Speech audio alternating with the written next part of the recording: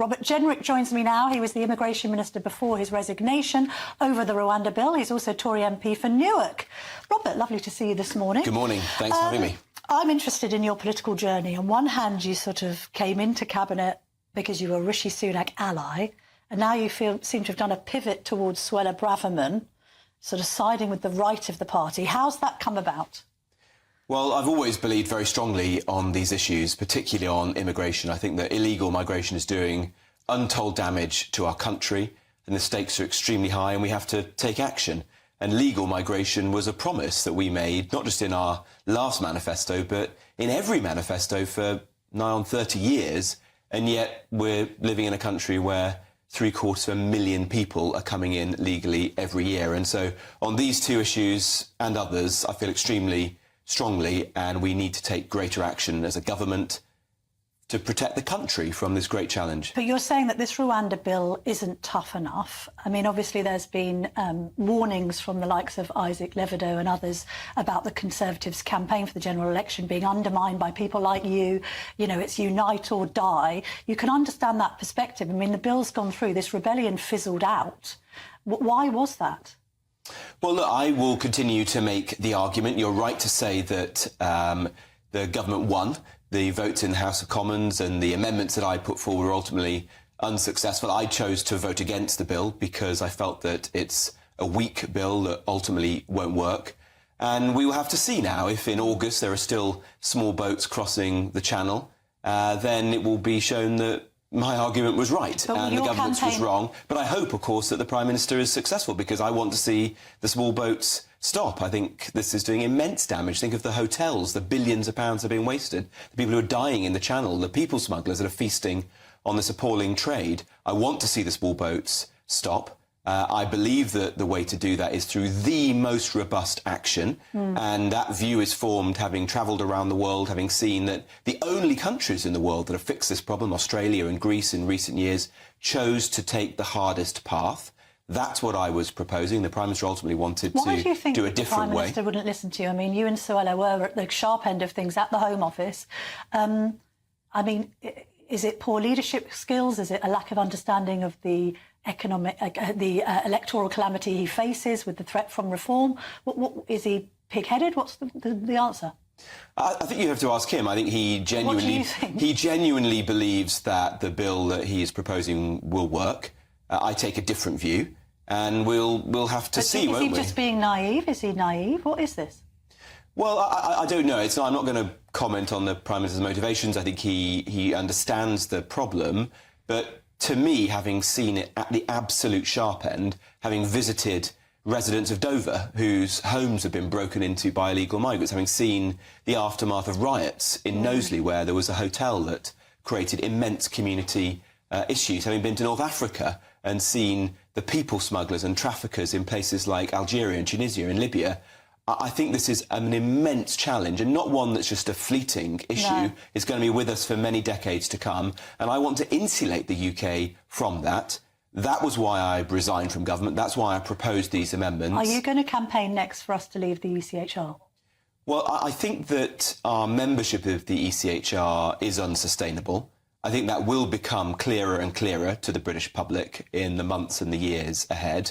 It was a separate debate from the one we've just had in the House of Commons on the bill, because I don't think we actually have to leave the ECHR to fix the small boats crisis. But it is a debate I think now we do need to engage in as a party for the Conservatives and as a country, and it's one that I want to be at the forefront of. When you were in the Home Office, I mean, we've heard a lot of this since John Reid was in the helm, actually, and talking about it being a basket case and it's just crazy, and there's even an argument that different departments need to be hived off. It's just too big and unwieldy. What's your impression of it? I mean, do the people working in the Home Office have a grip on immigration, both legal and illegal? Well, I think it's a bad captain who blames his crew, but it was a department that faced immense challenges, and you saw in recent years some of those issues, like this backlog of cases that grew up, like the appalling waste of taxpayers' money with hotels. I think there is a lack of operational expertise there, because billions of pounds of taxpayers' money is being spent, and you need really good people to be doing the job, bringing in expertise from the private sector, for example, and more accountability as well for officials who get things wrong. Should we split the Home Office up, do you think? I think there's a case for doing that. and creating a very tough borders department, which is solely focused on securing our borders, stopping illegal migration. But I mean, that's really for another day. Ideological opposition. Priti Patel spoke about this a bit. You know, she's trying to pull on a lever, and then the civil service are pulling on the opposite lever. I think there's a degree of that, and this is a highly charged issue. But also the web of legal arrangements that we have allowed to rise up over recent years and decades, whether that's the treaties like the ECHR, which are now very out of date. They're all created in the immediate aftermath of the Second World War, a very different world where there was just a few million people on the move. Today there are tens, probably hundreds of millions of people on the move, either fleeing genuine war and persecution or in most cases looking for better economic prospects. And so you need a fundamentally different settlement both internationally and domestically to solve that problem. And I'm afraid you do need to embrace the toughest policies if you genuinely want to fix this problem, rather than just dealing with the symptoms. And yet we read in yesterday's Telegraph that 16,000 asylum seekers who arrived here illegally by boat have been given jobs. Yes, I think that's wrong. I don't agree that asylum seekers should work. There is a very long-standing policy that dates back to the Labour government in 2005 to allow people who've been here for a year to work in certain occupations where there are supposedly shortages. But it just creates a pull factor to the UK, and almost everyone who comes here is either an economic migrant or a sort of asylum shopper, because they're coming from safe countries like France and choosing to come to the UK because they think life is better here or a softer touch. And so I don't think that's the right approach. There were actually members of Parliament, members of the House of Lords, mostly on the opposition benches, who wanted to reduce that 12 months to just 6 months, and we resisted that. What I did as Minister was double the fines, about triple the fines for illegal working, and increase the raids by 50% that are going out to see workplaces like car washes, care homes, nail bars, etc., typical places where illegal migrants can be found working. Because you've got to make the UK less of a soft touch, reduce the pull factor here, so that somebody who is sitting in Germany or France or Belgium doesn't feel the urge to come here to the UK. And if you talk to those countries, like the French, for example, the two of the biggest factors they say drive people to come to the UK are how easy it is to work in the black market here and access to public services like the NHS. Let's have some clarity, hopefully from you, on legal migration. Should there be a cap on it, and what should it be? Well, I think that legal migration is in many respects the bigger issue than illegal, because the numbers are so great and the damage it's doing to the country is very significant. It's felt by so many people. Do we need to go back to tens of thousands, as promised by David Cameron all those years ago? I'm not sure that an arbitrary target is the right approach, although I'm not averse to it. We'd have to think very carefully about what it is. Why not? I mean, that's what people watching and listening to this want. Well, I want to get it down cap the numbers at 200,000. I certainly think it should be 200,000 or lower each year. Whether or not we get down to tens of thousands, I think you'd have to think carefully about that. But the kind of ballpark that the public want to see is around that level. If you look at the polling, people want to see it in the tens of thousands, and they have no idea quite how many people are coming in. There's a recent poll that came out. The Home Office doesn't seem to have any idea how many people are coming in. Has very poor data. But my argument is that it's causing huge damage to the economy, because it means that people and employers are undercutting British workers' wages. They're not investing in technology to improve productivity.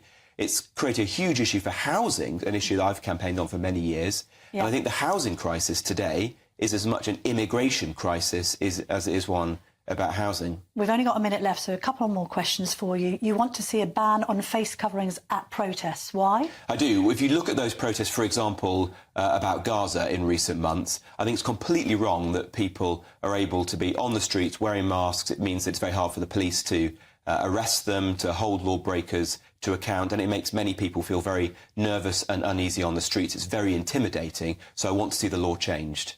And final question. I've noted that you've lost some weight. You've had a haircut. You're positioning yourself against Rishi Sunak. You seem to be gaining support, particularly among the right of the party. I know you're having conversations with the New Conservatives. Are you lining yourself up to be a future Tory leader? That's not my intention. Come on now, Robert. All politicians are ambitious people.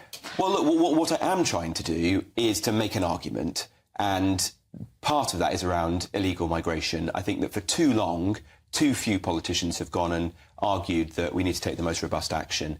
And so if I can help the Conservative Party by making that argument very strongly, then I will do, because I think there is a path to victory at the next general election, but it goes through taking the strongest possible approach on migration. Final yes or no question, though. Would you stand as leader in the future? Honestly, Camilla, I'm not giving that any thought. So it's not a no, I note. Well, look, I'm not ruling it out, but that's not my intention here. What I really want to do is make and hopefully win this central argument for the Conservative Party's future. Robert Jenrick, thank you very much for joining me this morning. Thank you. Lovely to speak to you.